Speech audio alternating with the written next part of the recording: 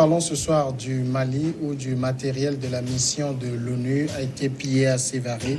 On va évoquer aussi la Côte d'Ivoire. Guillaume Soro dit avoir été menacé d'arrestation en Espagne. Le Nigeria, la fermeture des frontières terrestres devrait être maintenue jusqu'à nouvel ordre selon les autorités. Puis le Togo, la coalition de l'opposition qui a demandé la facilitation du groupe des 5 autour du plateau pour commencer. Vincent Fioclou, Adam Blenou, grand retour dans l'émission. Bonsoir, Vincent. Bonsoir aux téléspectatrices, aux téléspectateurs. Bonsoir à Samuel. Bonsoir à David. Ça fait un bout de temps que je suis plus sur ce plateau parce que très occupé. Ouais. David Diakwafi, bonsoir. Bonsoir Samuel. Bonsoir aux téléspectateurs et à tous ceux qui nous suivent en ce moment.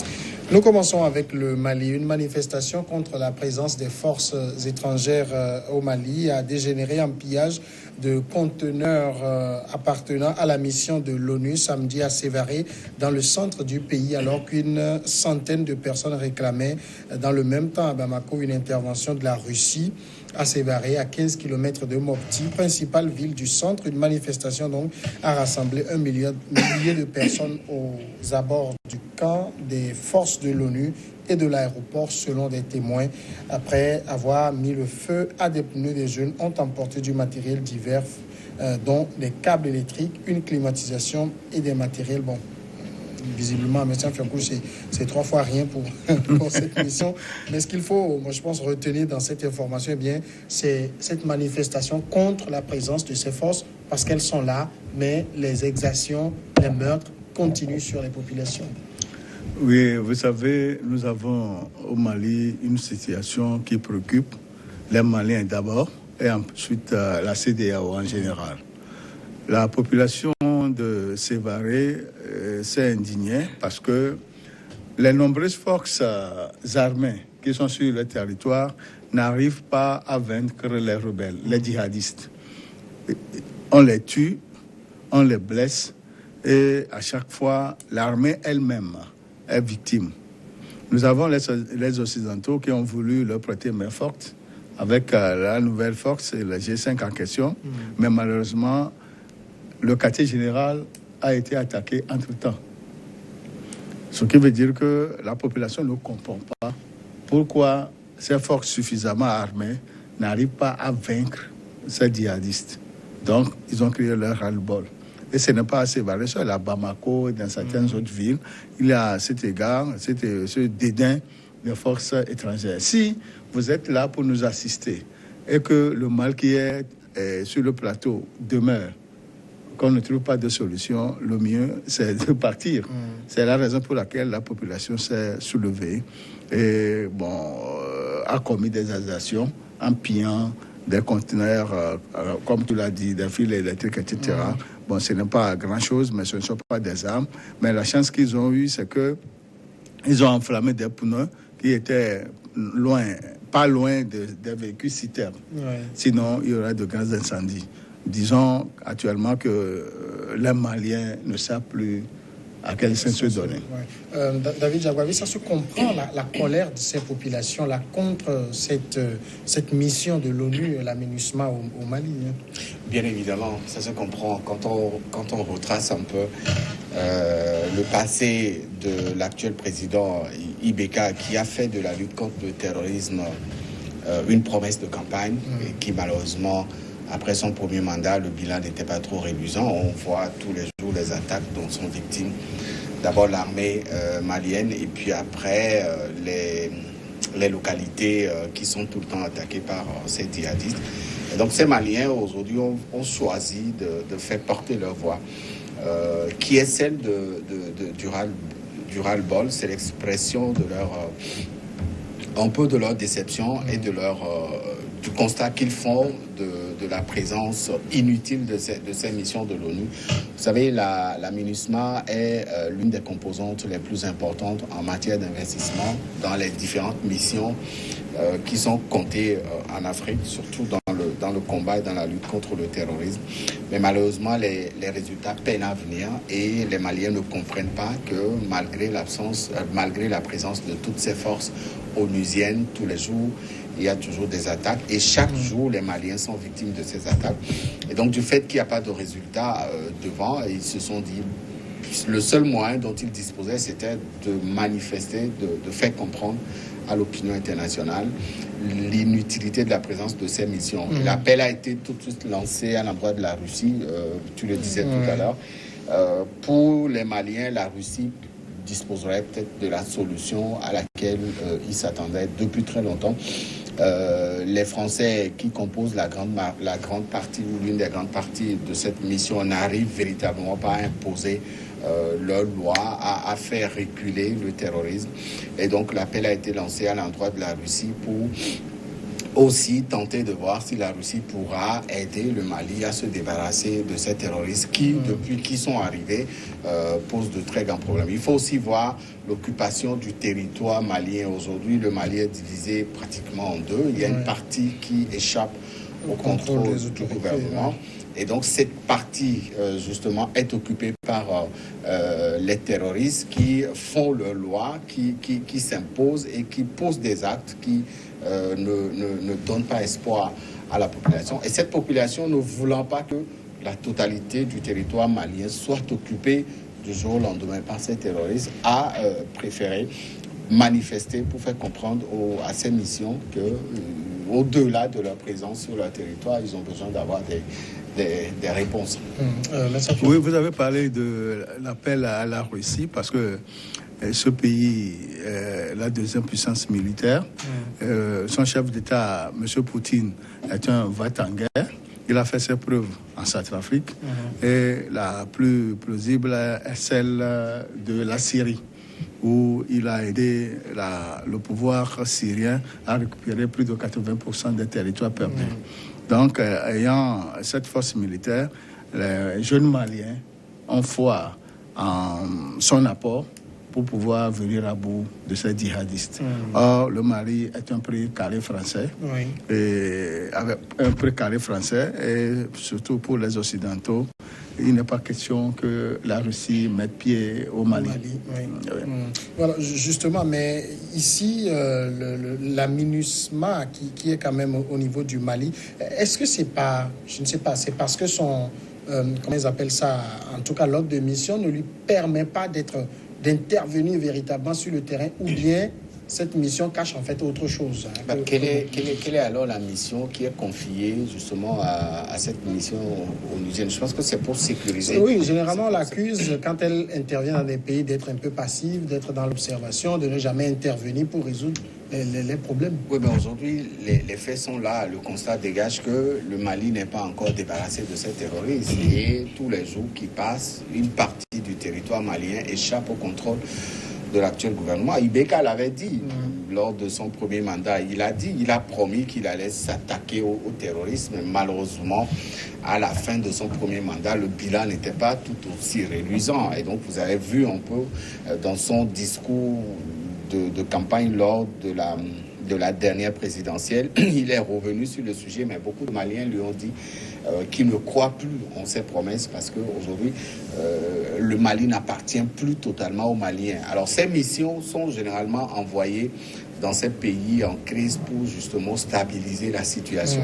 combattre le terrorisme, faire reculer ces terroristes qui occupent tous les jours une partie du territoire de ces pays. Mais pour le cas du Mali, justement, ça pose un réel problème parce que depuis que ces missions sont installées ou sont arrivées dans ce pays, à l'heure où nous parlons, le terrorisme pose toujours un sérieux problème. Et à l'armée malienne, puisque l'armée malienne n'a pas l'équipement, le matériel militaire nécessaire, d'où l'appui de l'armée française. Mais malheureusement, les Maliens constatent qu'au-delà de la mission qui est assignée à la MINUSMA, on a l'impression que cette MINUSMA s'attelle beaucoup plus à autre chose que sécuriser et protéger les frontières de ce pays. Donc ça pose un réel problème et c'est ce qui suscite cette indignation lorsque ces missions traversent même une partie de la capitale. On sent quand même qu'il y a des Maliens qui s'opposent véritablement, qui ne veulent plus les voir.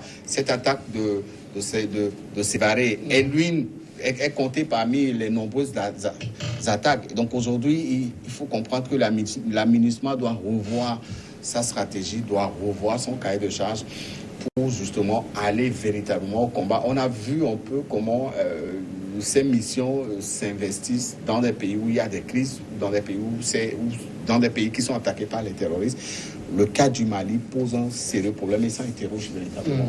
Oui, mais je voudrais dire que pour les missions des Nations Unies en matière de guerre ou bien en matière de trouble, il y a les résolutions qui sont bien définies. C'était le mot qui m'échappait tout à l'heure. Les résolutions sont bien définies. Ici, il s'agit de protéger la population civile, de protéger en quelque sorte le pouvoir en place et d'aider à installer l'autorité de l'État sur toute l'étendue du territoire, surtout au centre et à Kidal, qui est dans la main des Peuls. Mais aujourd'hui, l'armée malienne a suivi une formation, elle est dotée d'équipements, mais pour aller au front, il faut avoir le moral très haut. Les femmes ont manifesté et ont demandé le corps de leur mari. Et quand ça se passe ainsi, l'armée n'a plus de morale, l'armée n'a plus cette envie de combattre pour la patrie, alors qu'il s'est présenté au drapeau pour la défense de la patrie.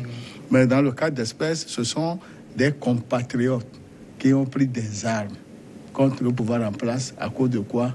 Des chômages. Et il y a des trafiquants, bien sûr, qui sont derrière. Mais aujourd'hui, s'il faut véritablement faire quelque chose au Mali, il faut changer l'objectif de la mission. C'est-à-dire, il faut qu'on signe une mission de combat et non une mission de protection. Vous avez en RDC, compte tenu de la situation pratique, les conseils de sécurité et autres se sont réunis la dernière fois et ont changé en partie une partie de leur mission en mission de combat. Ce qui veut dire qu'ils appuient les éléments de l'ONU, appuient les éléments des forces armées de la RDC. Et ils ont récupéré plusieurs localités. Tel doit être le cas au Mali, si je ne me trompe pas. Mais puisque vous évoquez également, par exemple, la mission qui est de protéger la population civile, on ne peut pas dire que cette mission est réussie. Non, tout le monde sait que la MINUSMA et les forces européennes qui sont au Mali ont réussi leur mission.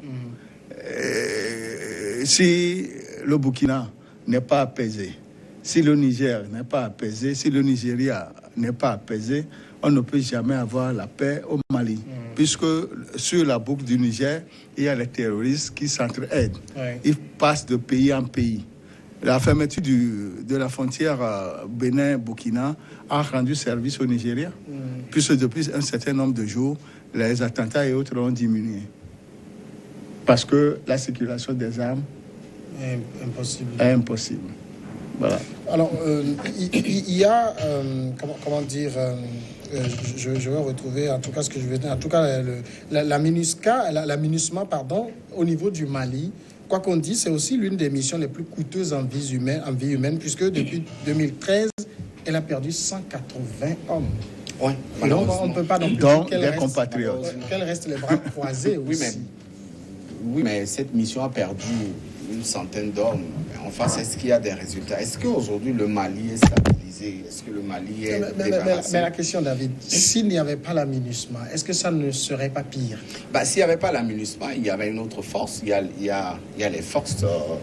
oui, parce qu'on a la MINUSMA, on a le G5 Sahel, on a l'armée française, c'est Barkhane ou oui, Barkhane.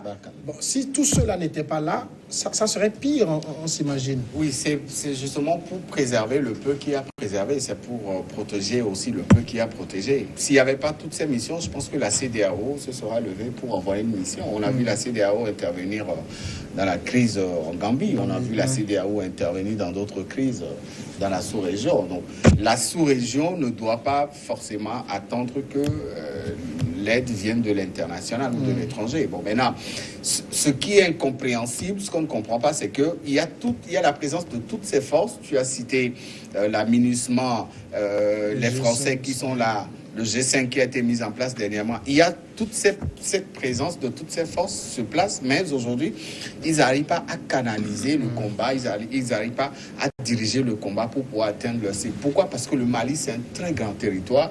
Déjà à partir du nord, vous avez de gros espaces, de très grands espaces, à perte de vue, voilà, qui échappent à la haut contrôle du gouvernement depuis des années. Hein. Ce n'est pas seulement sous Ibeka, mais c'est depuis très longtemps. Et donc, ces terroristes profitent de cette situation pour justement occuper tous ces espaces-là. Donc, il faut revoir un peu la stratégie qui est dévolue à ces missions pour que des résultats puissent sortir. C'est vrai, aujourd'hui, les Maliens ne peuvent pas vous dire qu'ils sont protégés par ces forces, puisque tous les jours, il y a des attaques terroristes, il y a des morts, il y a des blessés.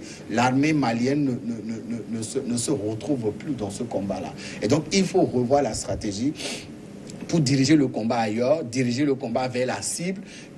La question qu'on se pose aussi, c'est pourquoi on ne veut véritablement pas aller dans un combat militaire envers et contre ces terroristes? C'est toute la question. Peut-être aussi parce que c'est une guerre asymétrique, il n'y a pas d'ennemis. Hein, les ennemis sont là, mais tous les jours, ces ennemis attaquent. La dernière fois, il y a eu des attaques, il y a eu des morts. Ils sortent ils sont dans la population, ils mettent des expéditions nocturnes et ils se font dans la population. Mais la question essentielle à laquelle il faut réfléchir est la suivante. Est-ce que ces forces étrangères qui sont au Mali ont vraiment un autre intérêt que de protéger et de donner la souveraineté à ce pays? C'est là l'interrogation. Ouais. Il faut se poser plusieurs questions à propos.